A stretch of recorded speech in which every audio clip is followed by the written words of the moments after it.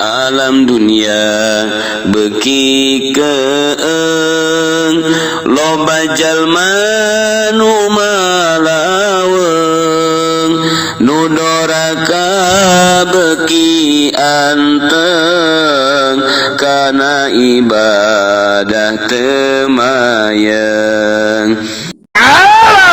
Kadar ieu cek Kangjeng Nabi, hei kafir-kafir kadar ieu. Seakan-akan nanya kapan eta kafir teh mah deuk naraon ieu kami kadinya teh dipanggil. Oh, nu mantak dipanggil teh atslu ma harrama rabbukum alaikum.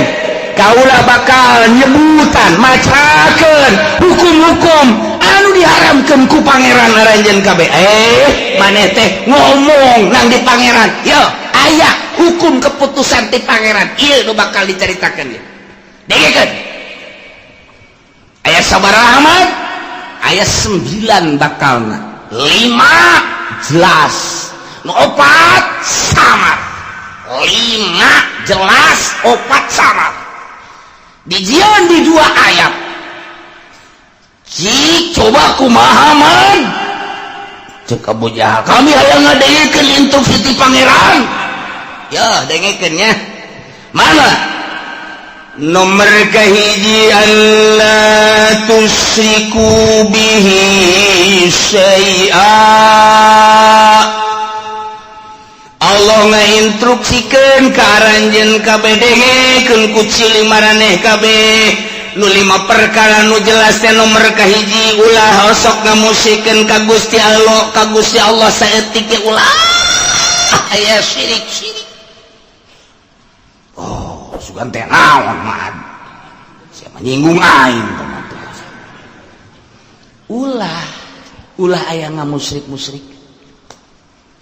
Kok bisa kos kitu sih man kunaon eta cek pangeran kieu cek pangeran deuk pangeran mah ka Allah bae ulah sok make Uzza Manat Lata.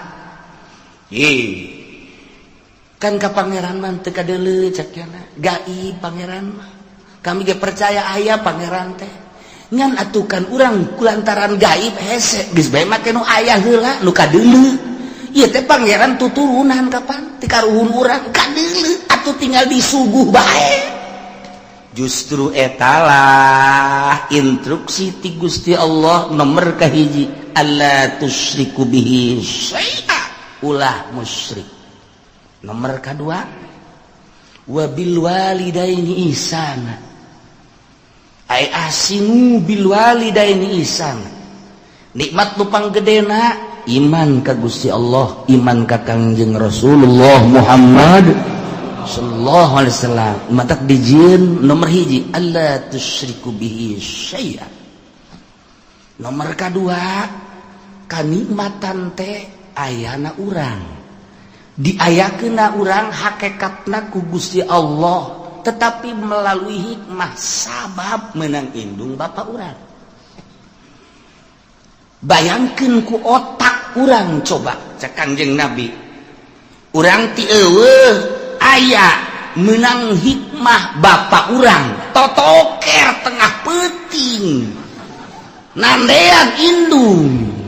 paparahuannya beres ti kelebu. Sorry sia nu mana nu ti kelebu tah beres ngandung. Apan eta mah mawa maneh 8 bulan galibna bayangkeun kok. Naek kana puyeng, naek kana ceuli tarorek, naek kana irung, naek kana bibir teu ngeunah dahar, teu ngeunah nginum. Nu mantak nyana raba-raba mana nu ngeunah cak nyana, neuleuh buah ngora cak nyana pasti ngeunah.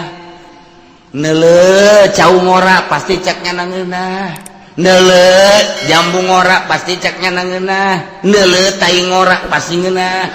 Masa nu ngora-ngora lah. Eta kan diicip-icip. Kunaon eta? Aya manehan kan di jero. Terus 3 bulan, 4 bulan rada deres, mulai rada ngeunah deui dahar. Deka mamada ge make diperhitungkeun moalah lantaran ieu keur hamil, ieu keur ngandung. Pan eta di jero beuteung keneh geus deudeuh indung. di kondangan dia itu ulah lah cek bapana emang kunaon gitu ulah iba jadi deket ya ulah deket ge emang kunaon gitu besi kumaha meureun di jero anak lain emang kumaha teu bagus kadeuna kunaon gitu lantaran di deuleu dihareup sakumaha jelema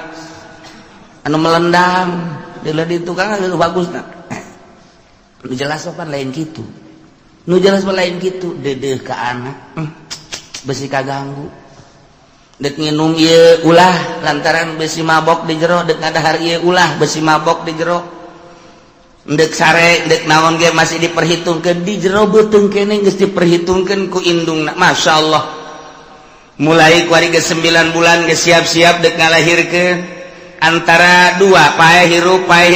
jihad jana ya Allah ya Rabbi embung disesar lantaran aya lawang nu khusus nu mantak embung disesar lainna naon mahal 12 juta sedangkan ieu kan kemampuanna ngan saukur 1 juta 2 juta dipaksa ku dokter kudu disesar bae zalim dokter nu mesti ulah disesar mah haram disesar sebab nyesar mah ngarusak alamun geus mesti terakhir kakara tuh masalah lawangna teu bisa teu mampu ngaluarkeun lantaran ieu adalah melebihi kapasitas sebab waktu asup nama leutik kunaon keluar jadi gede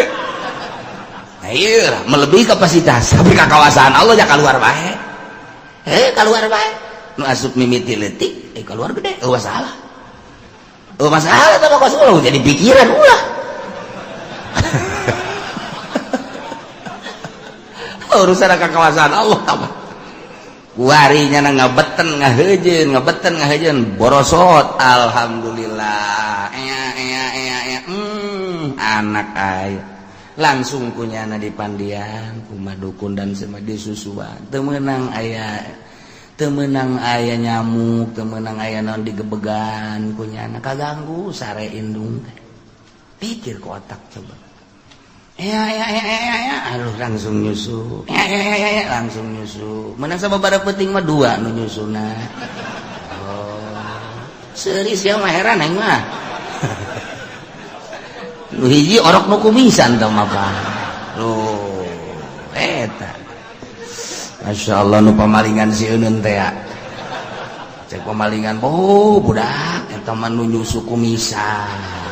orok na bae kumisan komo bapana budak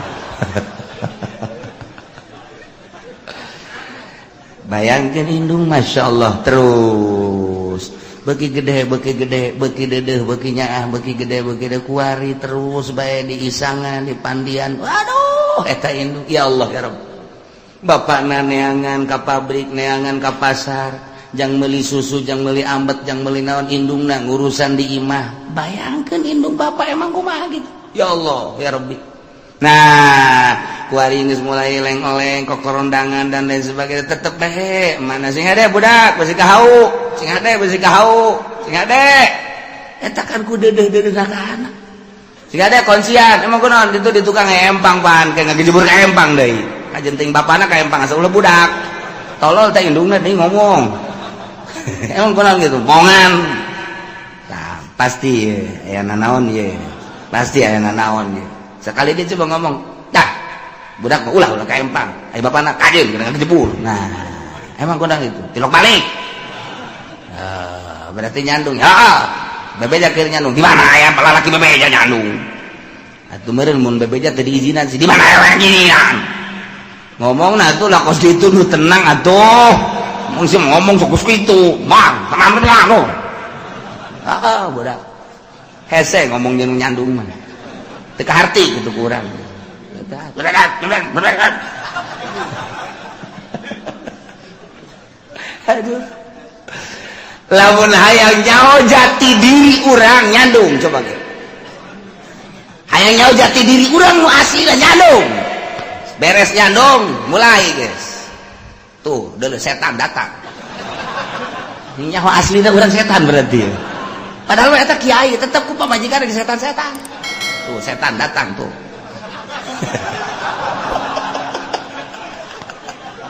eta nyaho aslina urang cangkilan kiai di setan-setan ku pamajikan atuh komo tukang karung mah bae juri geledegan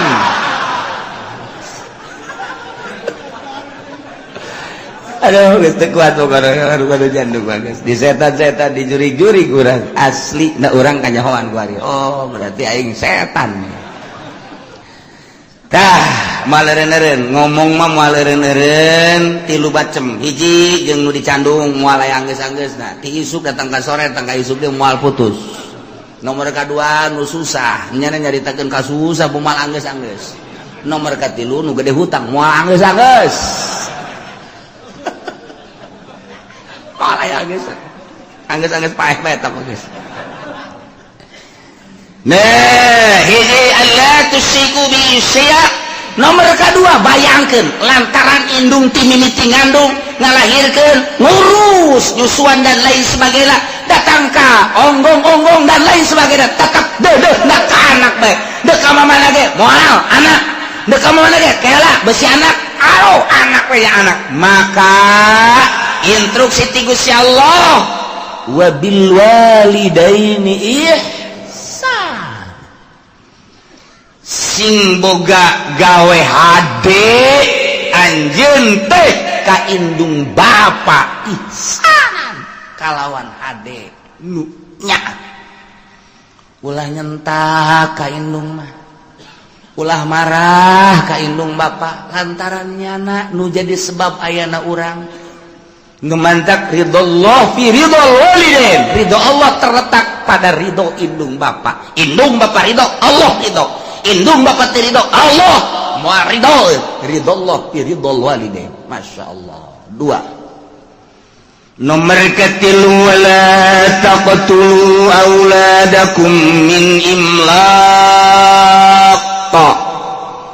kalakuan nomor kahiji baheula ku parmekah teh musyrik nu mantak cek Gusti Allah alla tusyriku bihi syai'a. Nomor kedua kaindung bapak teh sogol urang Arab mah nu mantak diinstruksikeun ku Gusti Allah wa bil walidaini ihsana. Nomor katilu kalakuan urang Arab teh mun boga anak awewe teh asahina sangkilang kukumaha ge tetep bae kunyana dibungkus sirup-irup dikubur. Atawa mun boga anak teh lantaran ieu kehidupan teh kurang pati mantap can mapan lahir deui ka dunya teh kubur. Besi ngabahayakeun ka harta susah nemantak instruksi ti Gusti Allah wahai urang Arab cek Gusti Allah mat sampaikan wala taqtulu auladakum min imlaq ulah rek ngabunuh anak kulantaran rempan sieun besi pakir kulantaran di dia teh aya min aja imlakin besi pakir lain ngabunuh langsung dikubur bae kumaha kuari lamun digugurkeun besi pakir sarua bae membunuh ngaran atawa kuari mah azlu bae azlu di azlu teh artina begitu dek keluar cai bade cabut besi anakan. Emang kurang gitu lah can mapan dia besi pakir sarua jeung ngabunuh azlu eta. Nomor katilu ditahan ulah kena boga anak cukup 2 saja masuk kabeh lain kabeh cukup 2 emang kurang. Bayangkeun coba orang kan hanya jadi karyawan yuk atuh kan pendapatan saya kan orang lah iya imah ge can boga ieu motor gen kreditan kumaha lamun timbul anak deui ya pokoknya mah besi susah lah ka dituna tah eta kos kitu teh ngabunuh ngaran dilarang ku agama kabeh larang ku agama mun sieun pakir azlu dilarang ku agama besi pakir mah sieun besi pakir mah. Kemudian atuh ayeuna mah kitu komo ngabunuh langsung mah menggugurkan besi pakir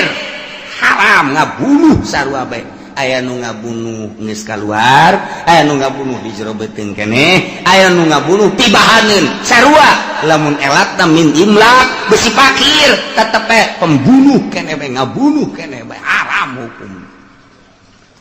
Emang na urusan rizki kumaha kitu cek Gusti Allah nahnu narzuqukum wa iyyahum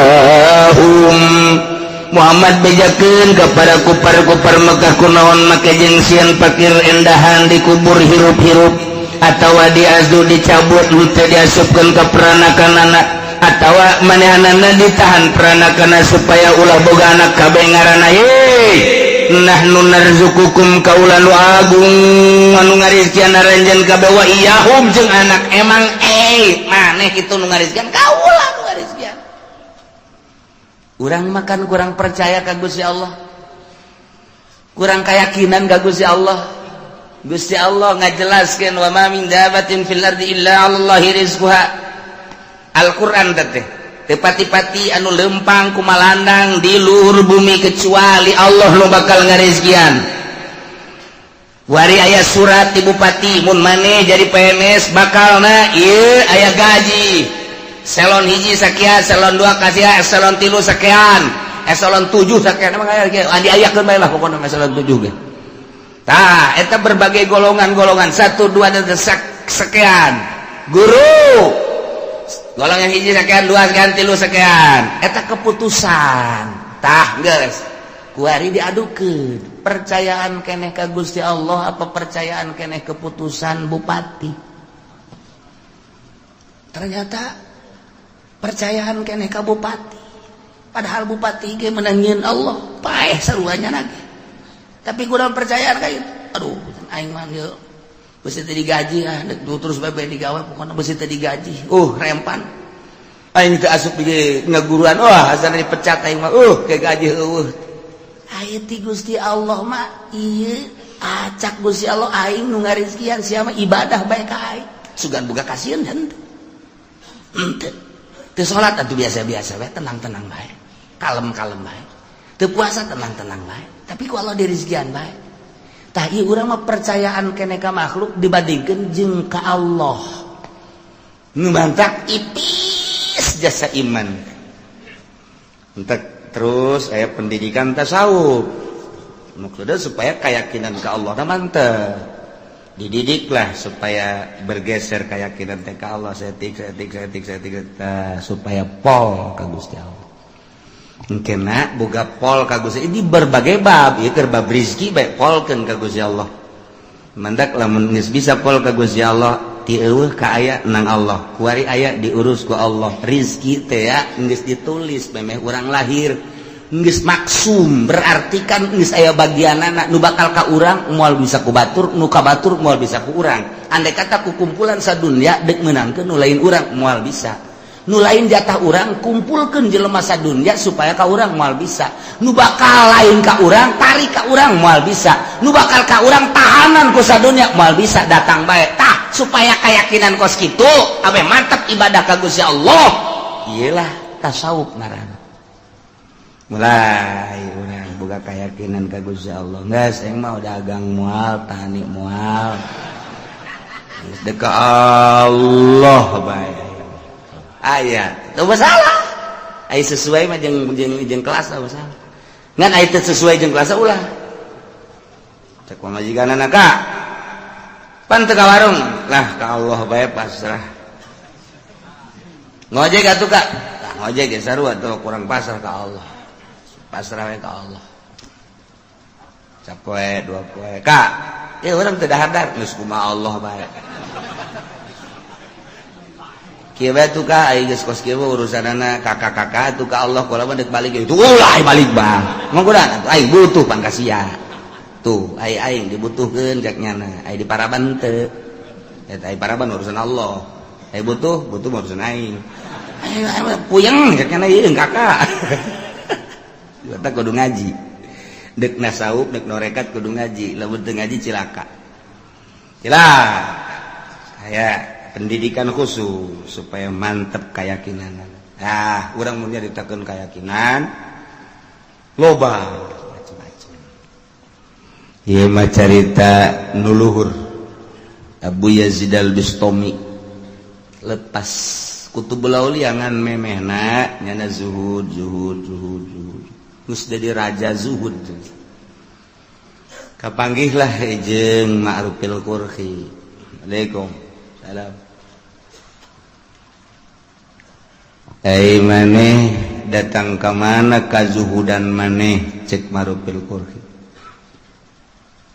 Cek Abu Yazid kieu ulama zuhud teh. Coba tanpa ayat terbersit di hati ngahayang-hayang boh usaha boh tani terhadap dunia bagus aya bae di dahar eueuh bae sobar eta kitu kulama sakitu cek Marufil Qurhi anjing kula ge kos kitu ambo cak Abu Yazid anjing kos itu di negara kulama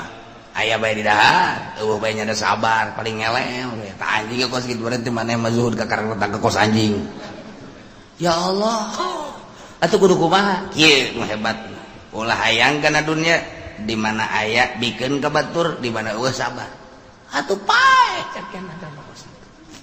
ya berarti can kuat maneh tah. Jadi Ki Abu Yazid al-Bistami jeung Ki Marufil Qurhi eleh luhur dina zuhudna ku Marufil Qurhi lantaran cek Marufil Qurhi aya zuhud nu asli mah kos kitu aya urang sakadar icip-icip bae sasana bikeun ulah datang ka diendekkeun di iman eueuh sabar deuk sabaraha poe bae paeh geus bagian ti Gusti Allah kuat teu maneh kitu lamun made teu kuat cara tadi aya di dahar eueuh sabar aya mah di dahar sakayang eta mah anjing ambo cek Abu Yazid al-Bistami wah taat kula ka anjeun ngaguru nu mantep tak kurang lamun ka Baghdad aya kuburan Abu Yazid al-Bistami Marufil Qurhi mah misah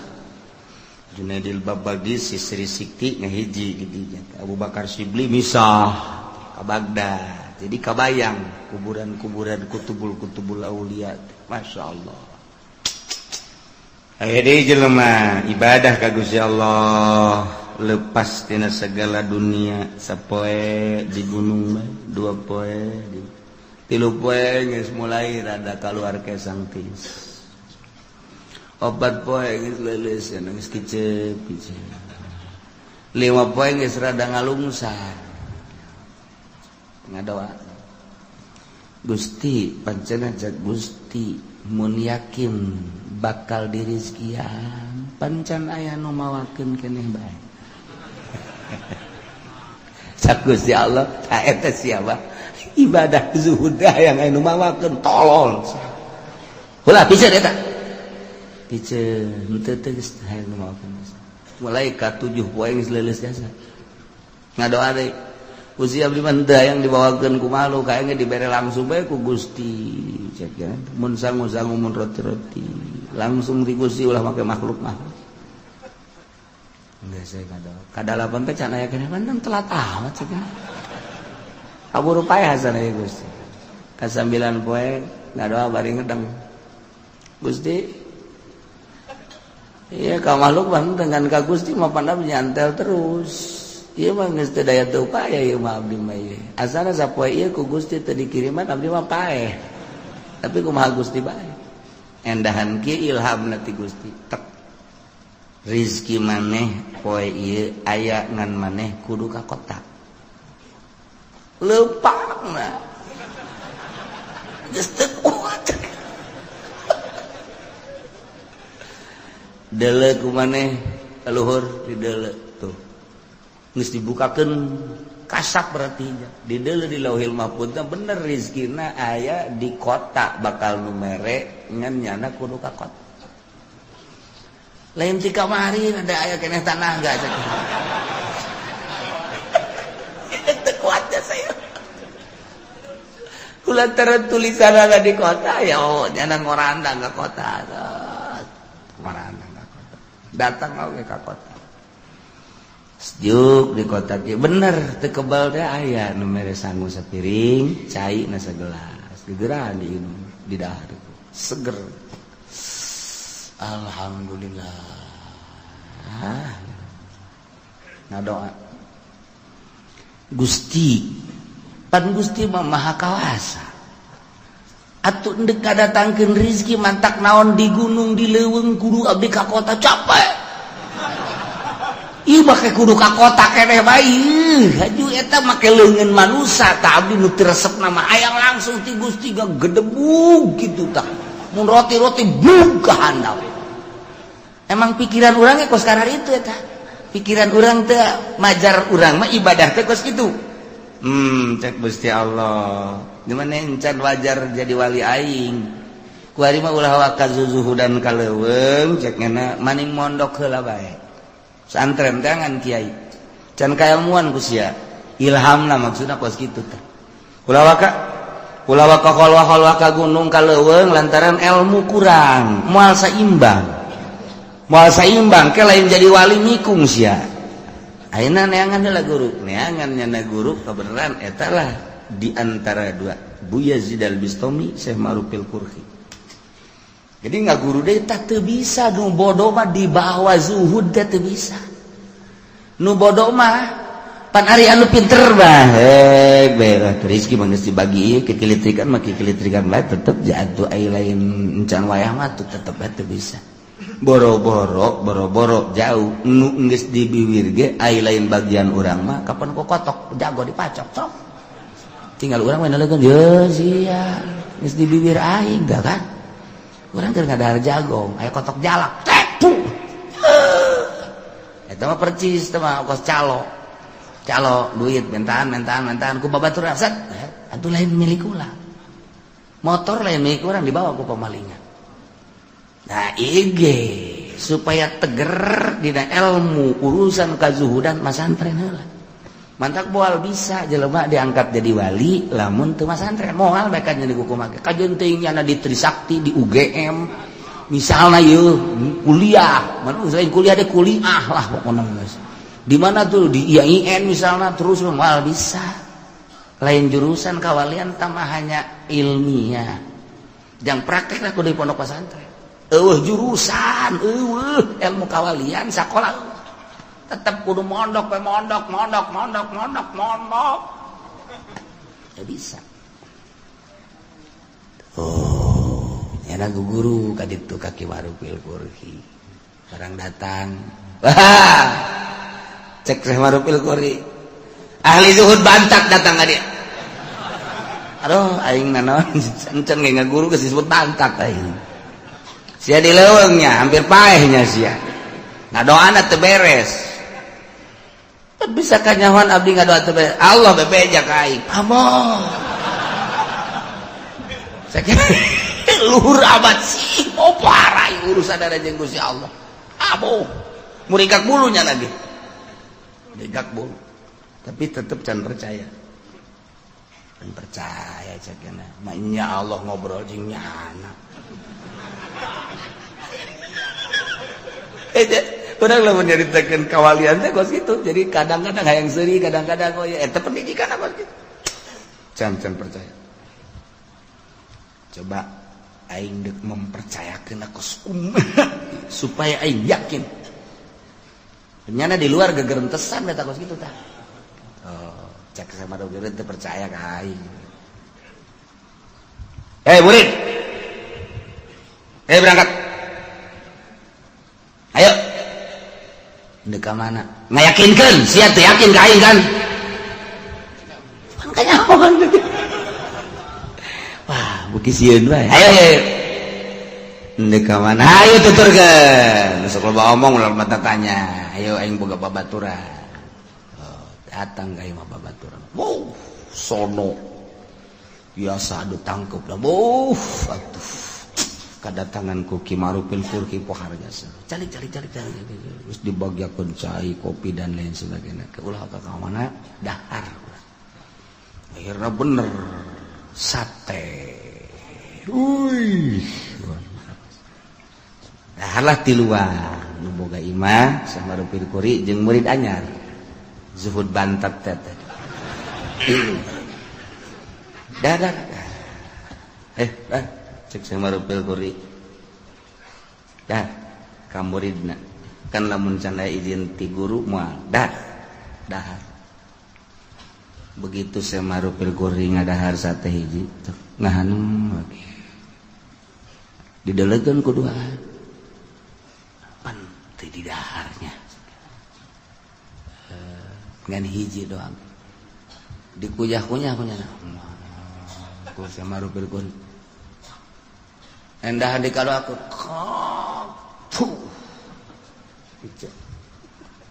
ke sekolah pada pamit baik sok dahar-dahar kalau pamit atuh geus pamit tinggal nu duaan urang cenah ieu ngadahar sakilobana ai itu teu ngadahar urang ngadahar dilojokeun ieu pan teu beres sih berarti sate teu beres ya kajian kuku bahagia sebab Syekh Marufil Qurhi mah lamun beres mah sok dahar bae coba urang tes datanglah ke tukang sate Waalaikumsalam ieu sate kan geus dibayar oh masalah sakieu teh menang nang di mana menang meuli nu bener ya bener dang meuli nu bener ya urang mah lain lalagan urusan mayar 2 kali 3 kali masangan deuk dicek ieu embe naon nu sabenerna pan bisa marah gitu kula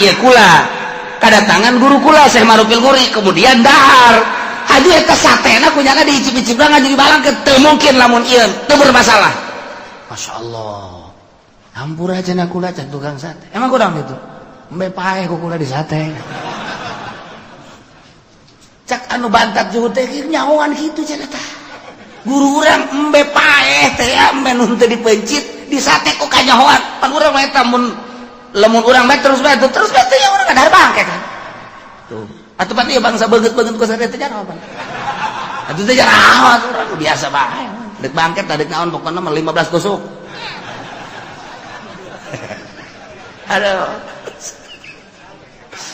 aduh atuh Bambang teh kunaon kitu ka tukang sate teh hampura geus pokona jadi kulah yang gede untung aya embe paeh anyar kanyahoan lah geus bisa teh bae guguran datang ka Syekh Marufil Waalaikumsalam deuk nyaritakeun embe paehnya pan geus cakudi bae teh cak muridna teh cak muridna mama geus kula yakin ka mama yakin jasa geus kula bakal ngaguru jasa deuk ngaguru lantaran geus yakin jasa ngan ieu bae eta nu ngabejaan sa Allah maksudna nu ngabejaan Allah teh kumaha aya atuh aing mah ngobrol terus jeung Allah wayang cenah aing kos kitulah kutubul aulia lumantar geus hese jaritakeun ada nyana komunikasi terus bae jeung Allah mun nginum sangat dibejaan ku Allah bedahar dibejaan ku Allah antara halal jeung haram menang ti mana dan lain sebagainya mentak sok aya ngaweleng bedek dahar ge kieu bae engke beusi di lembur urang anu ngaweleng kieu tah bawa ka grogol eta edan anyar eta ayo sekelumit nyaritakeun tentang wali Allah pohara jasa nu bodoh masa dek dijadikeun wali bodoh mentak mun hayang urang diangkat boga derajat tetep kudu masantren teu bisa tuh masantren cenah masantren modern teu bisa masantren modern lain ulah teu sekedar ilmiah jangan ramekeun negara urusan politik da jurusan-jurusanana urusan agama ngan endek ngajurus ka derajatna salafi teu bisa di modern lain ulah modern teh ngan sebatas beung naon bedana jeung SMA jeung asad daun bedana taruah tama ngan beda ngaran sanawiyah eta doang beda da sakit sarua jang derajat teh tetep ngantren ieu beusi sing hade di lembur-lembur urang aya anu nurun-nurunkeun ilmu-ilmu kawalian tanya masantrenna di mana heula sabaraha taun masantrenna sebab moal diangkat jadi wali lamun teu pinter moal anti jasa hiji alla tusyriku bihi syai'a dua wa bil walidaini ihsana tilu wala taqtulu auladakum min imlaq yakinkan nahnu narzuqukum wa iyyahum obat wala taqrabul fawahisha ulah sok deketan bangsa fawahis kabair zina deket bae ulah komo zina nginayahan kana cacak deket ulah tu komo zinahna kitu keneh pemabokan kitu keneh perjudian mazhar min hawa ma baton tegasna nu lahir nu ebreh wa ma baton jeung nu samar ari karena Allah mah pasti bae sih pan aya nu kieu ye jelema teh anu kieu aya anu wani nonton orkes teata lamun eueuh sasaha lamun aya saha mampu aya nu kos kitu anu wani aya saha saha wani bae waduh eta mah geus mempersiapkeun diri ka neraka tah jelas ieu mah di deuleuh lah nya kayak anu teh we nya anu teh oh aya moal emang bener loba nu wau ih lamun aing nadi ditu mah di Pandeglang nu wau aing daek nonton orkes aya di dieu mah mun aing dikiki jadi ustad-ustad ku batur ih ieu ustad aing teh kiai mah aku nonton orkes tapi lamun di Pandeglang aing nyumbang lagu guys pokona mah ya Allah tak eta teh kos kitu neraka keneh sebab nyana berarti ninggalkeun maksiatna lain lillah karena manusia tuh gitu kan nonton TV teh aya di loba jelema embung mun kieu bae haram giliran di kamar kieu bae sorang ya tenang sorangan bae di kamar blontak kiai tolol jadi ayo madzoharo mah bener bisa dijaga wa ma batonna nu henteu itu ari dun loba jelema mah mun ka HP ge haram ya haram eueuh jelema bae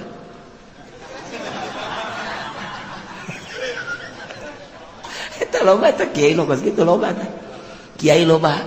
aya bangsa pengusaha mah geus teu kudu kikituan mah geus ngajebur tah mah heula ieu mah kiai aya dinu loba jelema aya murid embung tapi sorangan boh tak eta henteu wa mabaton madzohar berkurang lillah berarti mun kadeuleu ku masyarakat nya ngajaga mun sorangan mah henteu tah eta cilaka tah bakos kitu ieu mah wala taqrabul fawahisha ma dhahara minha wa ma batan nu ebre nu samar ditinggalkeun ku nyana lantaran sieuna lain ka makhluk lain ka manusia Allah berarti keur lobaan keur sorangan akur bae nu dipake kasieuna Allah sedangkan Allah mah nuleukeun teu nuleukeun godim Allah mah sugan aya nundutan la takhuduhu sinatu wala nah teu pernah sare Allah teu pernah nundutan aja urang di bos mah bisa nah bos keur nundutannya jelap bae tuh guru keur nuleukeun nya aya ngarokok bae ngaji los masalah teu kadeuleuh cenah teh eta mah lain ka Allah kan kos kitu mah ka guru ka bos eta mah teu ikhlas kalima wala taqtulun nafsallati haramallahu illa bil haqq ulah rek ngabunuh maneh kawak-kawakan sebab baheula di Arab mah teu meunang salah saeutik cekel bunuh kumaha kahayangnya namae ngaganggu ka nyana bolo nyawa teh murah baheula mantak instruksi ti Gusti Allah aturan ti Gusti Allah ieu nu liba nu jelas terakhir wala taqtulun nafsa ulah rek ngabunuh awak-awakan allati haramallah nu ku Allah diharamkeun illa billah kecuali hak mangga model kumaha ngabunuh deui qawad jarana atawa murtad nyana kafir ba'dal iman murtad bunuh mun di negara Islam ku ari nu murtad bunuh mana deui rajmil muhson tak iya ya kudu diranjam jelema zina sabada muhson zina ba'dal muhson aya ge bunuh sarua bae masyaallah nyana nikah biasa halal kemudian saenggeusna merasakan nikmat ndak ngarasakeun kitu ngaranna jima hasil halal wari zina jeung nu sejen ta eta teh wajib dirajam paehan eta mah hak masalah tah manu kos kitu ya na'inu limadzalikum wassaqum bihi la'allakum taqilun zalikum tayyinu lima tadi nu geus dicaritakeun wassaqum eta Allah marentah ka aranjeun kabeh la'allakum taqilun supaya aranjeun kabeh berpikir awas nu lima ieu alla tusyriku bihi syai'a nomor kedua wabil walidaini ihsana nomor katilu wala taqtulu auladakum min imlaq nomor kaopat wala taqrabul fawahisha ma dhahara minha wa ma batan nomor kalima wala taqtulun nafsal lati haramallahu illa bil haqq nah ieu nu kudu diperhatikeun bener-bener lantaran ieu nu keur kumalandang di Mekah saat eta nu dilaksanakeun ku kaum-kaum kufar la'allakum taqilun coba berpikir nu lima jelas nu opat ieu mah nu make perjalanan khofi mana wala taqrabu malal yatim wallahu a'lam bissawab.